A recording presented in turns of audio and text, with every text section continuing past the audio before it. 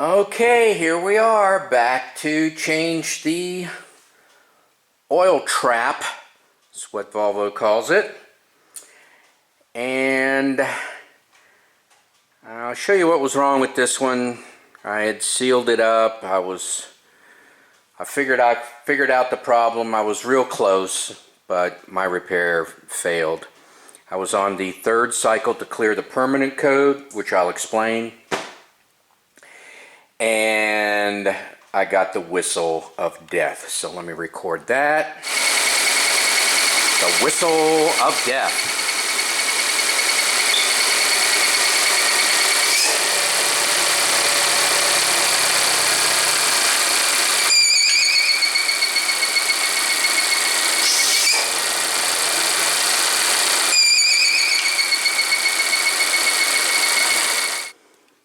Okay, you are going to receive 3 codes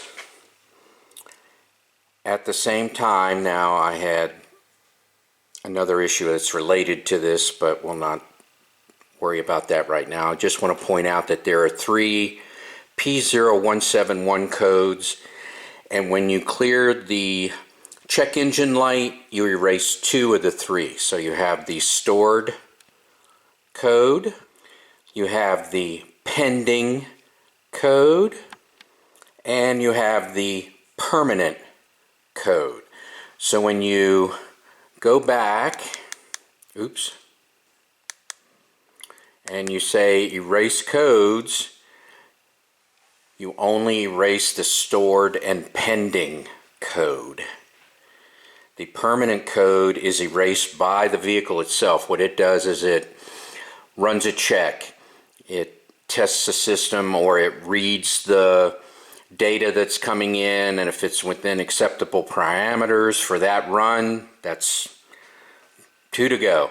Does it again, 1 to go. Does it again, okay, 3 times good, and the 4th time you fire up the car, the permanent code is removed. So that's how the permanent code works. Your check engine light is cleared when you clear that, but I'm just saying the permanent one that is read, at the dealer or repair shop or whatever, that's cleared by the vehicle itself. Okay, so my repair failed. I made a video earlier where I took it off and I cleaned it up and put it back on. So what I ended up doing for the repair was, I saw this side was coming up, so I just put a seal around it. I sealed the whole thing all the way around it, reinstalled it, and when I did that, I was on my 3rd cycle for removing the permanent code, and it started whistling. So it just totally failed. And I'll show you what's going on with that. So here's the part number, 32140004.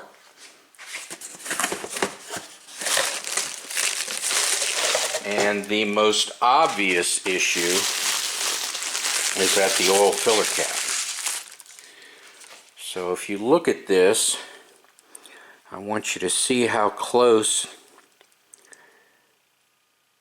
this assembly is, this top assembly is to the bottom assembly. See, it's nice and flat and sealed.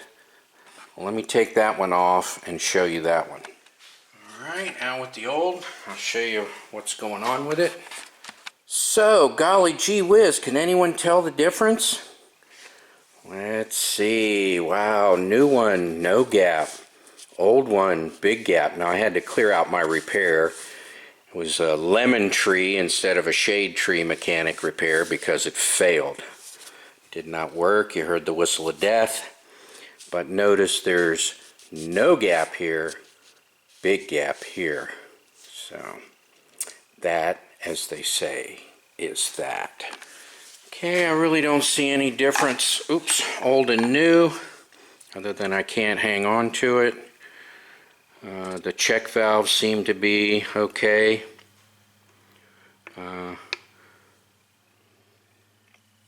New, old, can't tell any difference. Gasket's definitely been squished down compared to the new one, but you know, that's to be expected.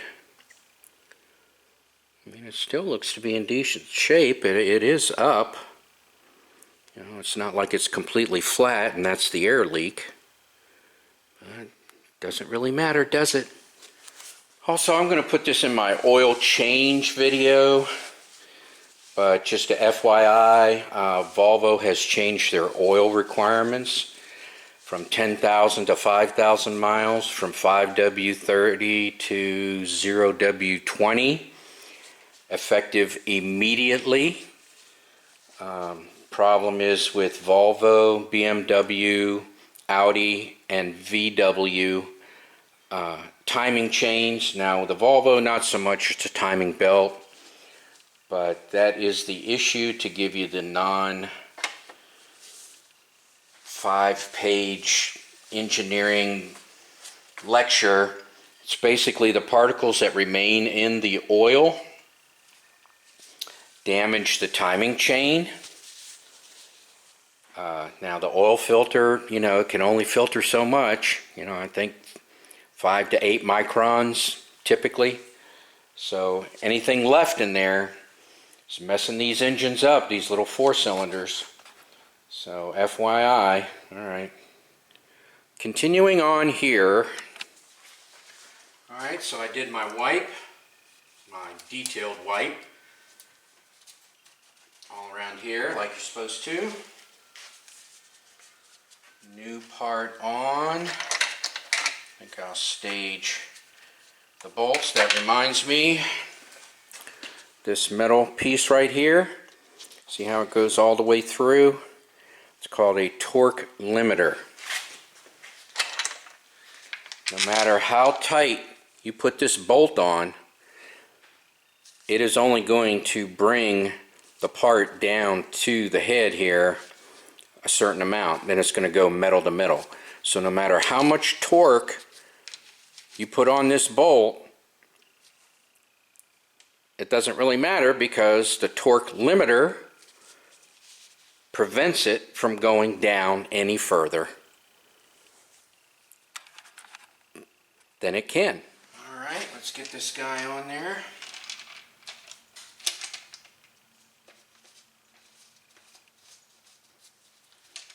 Get a couple of these started. Actually, this one goes here.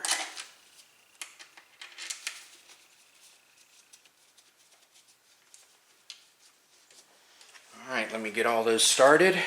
Alright, let me get my Isaac Newton meters on here.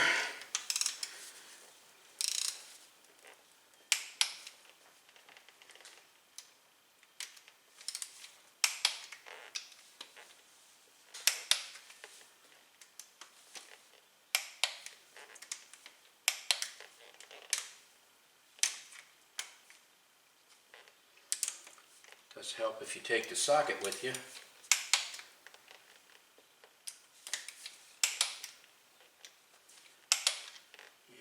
Make sure I didn't miss one.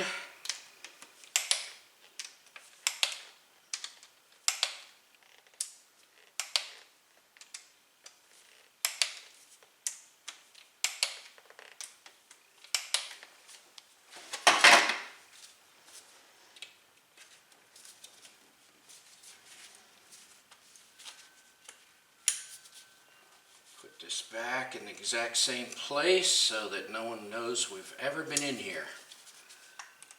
Alright, tool check. All tools cleared. Let me put the cover on, show you how the cover goes on. You just line up the oil fill. That's it, and then you just push on these. 1, 2, 3, 4. That's all you do. You don't need to drill them in. Alright, before I clear the codes, I'm going to make sure the whistle of death is gone. Alright, we're at high idle to warm the cats. I hear it dropping.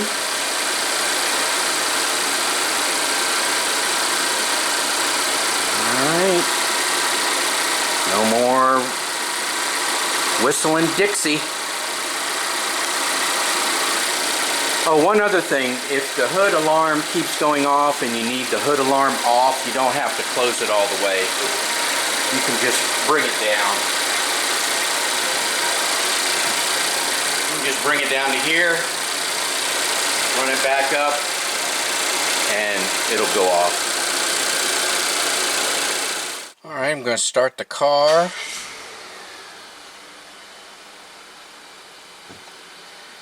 And show you that the check engine light did not go off. And it is, what, 11:45? Car's still booting up. Yeah, it's 11:45, so let me clear the codes.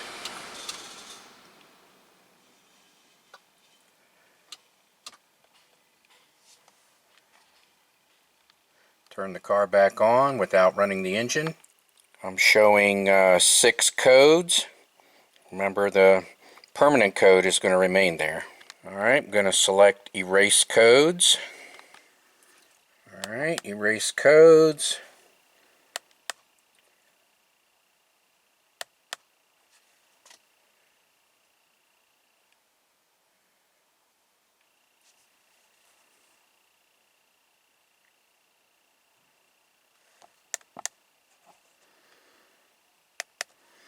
Alright, I'm going to turn the car off.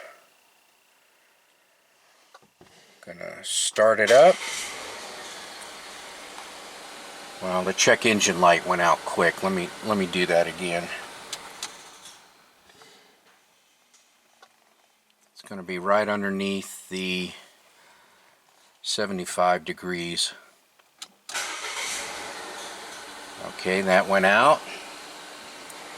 Now I'm going to go back here to read codes. The engine can be running or not. Let me turn it off. Let me turn the car on. Let me hit read codes. And the permanent System 2 lean bank 1 is still on. We've got to cycle the drive 3 or 4 times for the car to clear the permanent code. And then I also have the idle control thing, which it just popped up when I had the whistling sound. The car just would not go back down to 800 RPMs for some reason. It just started to idle higher and higher and higher. And that's when I just said, okay, new part required. So that's also permanent, so we'll hopefully kill those 2 with some cycles. But I'm not going to show that. I'm just telling you about it. And if it doesn't work, if it doesn't go away, I'll just take down the video, go back to the shop, talk to them about it, say, hey, thought you told me the permanent code would clear, and see what they say. But I'm like 99.9% sure that it'll clear itself after about 3 or 4 cycles of starting the engine, actually driving around, you know, for a while. The system has to check itself, and then we'll move on from there. So I appreciate your time and watching my videos. I know this one was a bit shaky. I tried to do a repair first instead of a part replacement, so that kind of made it complicated. Sorry about that. Thank you for watching.